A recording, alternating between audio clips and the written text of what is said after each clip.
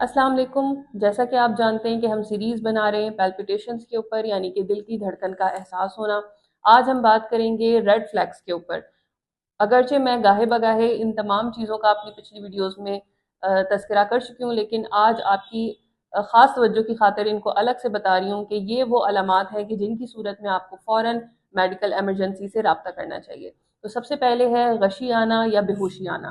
Number 2 پہ ہے آپ کو دھڑکن محسوس ہو رہی ہے، پیلپیٹیشنز ہو رہی ہیں، اور ساتھ میں آپ کے سینے کے اندر درد بھی ہو رہا ہے. تو آپ کو فوراً میڈیکل اٹینشن لینی چاہیے. نمبر 3 پہ ہے سانس لینے میں دشواری ہونا. نمبر 4 پہ ہے چکر آنا. نمبر 5 پہ ہے پروفیوز سویٹنگ ہونا، بغیر کسی وجہ کے بہت زیادہ پسینہ آنا. نمبر 6 پہ ہے بہت تیز یا بے ترتیب دھڑکن محسوس ہونا. اور نمبر 7 پہ ہے 5 منٹ سے زیادہ آپ کو دل کی دھڑکن محسوس ہو رہی ہے. تو یہ وہ 7 ریڈ فلیگز ہیں جن کی صورت میں آپ کو فوراً ایمرجنسی سے رابطہ کرنا چاہیے. اور کچھ ایسی علامات ہیں کہ جن پہ آپ کو پینک کرنے کی ضرورت نہیں ہے.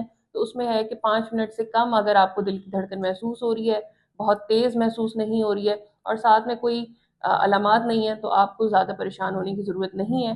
آپ تھوڑی سی ریسٹ کریں گھر پہ، اور انشاءاللہ آپ کی پیلپیٹیشنز ٹھیک ہو جائیں گی.